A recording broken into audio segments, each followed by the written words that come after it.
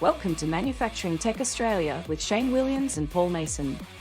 There's not too many people that have made it yet. Isn't there? They usually aim for that one, but it goes in the other one. Yeah, I'm totally aiming for the left one. Oh, I was so close. So close. So I'm here with Brett and Francis.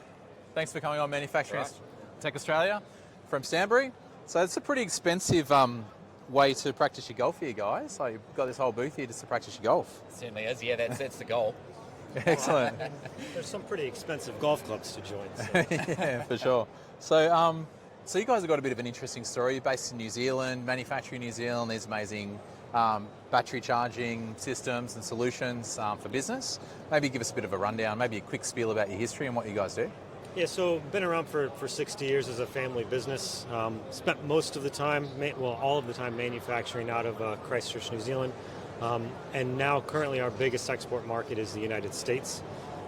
And we're looking to find some customers in Australia that are pretty big users and care about having a reliable product that kind of ticks all the boxes for the different advanced features that they may want, or just solving problems around their energy management and unique solutions for charging lots of vehicles inside of whatever small space that they have or limited space that they have.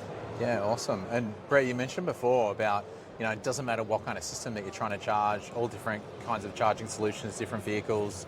The system could automatically detect and apply the right profile for that vehicle? Yeah, that's correct. So I think what's really unique about our chargers and our product is the same charger can charge different battery chemistries.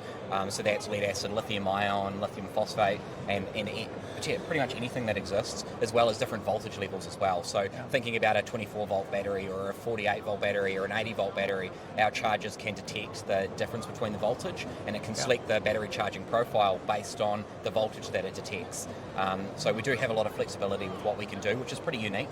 And it's not super smart technology that runs that. It's pretty simple, and really robust and been well tested in the market. So we're unique in that way in what we can do. Yeah, cool. And obviously infrastructure and all the charging that's required. Attention, ladies and gentlemen. The final two sessions at the Knowledge Theatre for day one at CeMAT24 are about to begin. It's very loud. Both sessions are dedicated to warehouse innovations, identifying the best software and automation solutions for your business.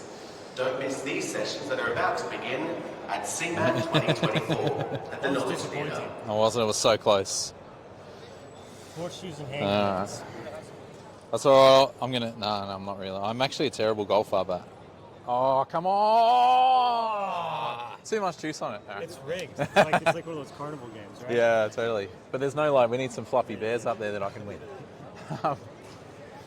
So Brett, also you mentioned before around, infrastructure around a facility is really important in managing, the energy usage. So you've got sort of a smart management system here that you can help to, make sure you're distributing the right power at the right time to the right areas, right? That's right. So one of the challenges with a lot of these big distribution facilities around the place is they've got very limited power to those facilities, and as there is the need for electrification becomes larger and larger, that need is going to become greater, and we've got all these restrictions that we have to deal with. So what we've done is we've come up with an energy load management system. We've kind of borrowed from the EV charger market and the way that EV chargers are done, because again, EV chargers draw so much current. So one of the ways of dealing with that is essentially being able to monitor the total usage of all of the other things as well as the EV chargers, and then being able to limit the EV charger draw and output based on what is actually available in real time dynamically. So there's two ways of doing that, both static where you set a limit, and then there's dynamic where you're actually monitoring the total usage, and then you're still setting a limit but you're distributing based on what everything else is using within the facility. Yeah, right. I mean, so I asked before around, battery charging is not such a sexy sort of thing, right? It's not. But I guess is this the, when I said, what's happening in the last 5-10 years in battery charging technology, so this is it, right? We're getting more intelligent about monitoring and... Getting more intelligent. We need to become more intelligent, because if people want to be able to charge their batteries, at the end of the day, you're right, it's not sexy. All people care about is that when they jump on their forklift or jump in their truck, they've got a full tank of gas. And in our case, full tank of gas is a full tank of electrons that are going to power the vehicle that they need to use. And our goal is to try and find effective and efficient ways to do that using smart systems to make sure that they've got the power to the right vehicles when they need it. on a priority basis while making sure that they protect their overall infrastructure, their freezers, their fridges that run the heart of their business. Keeping the food cold in a distribution, a cold store, is the most important thing that they can do. But they also then need a forklift to be able to lift that pallet and load it into a truck to deliver it to your Coles and your Woolies. Yeah, absolutely. The last thing they want is blowing the fuse on the street. Yeah. Yeah. Maybe we should have a look at some of these chargers while we're here. Yeah, absolutely.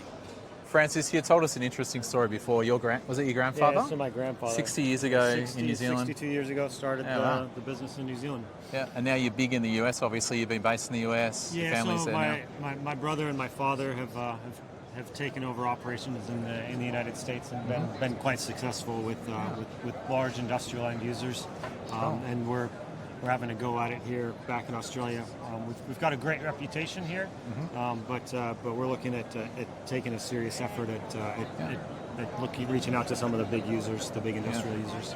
Yeah, you can see some of the advantages now of Internet of Things, connectivity, that kind of stuff. Where before it just used to be a buzzword, but we're seeing such power in connecting these solutions together and getting real value out of them. So. Yeah.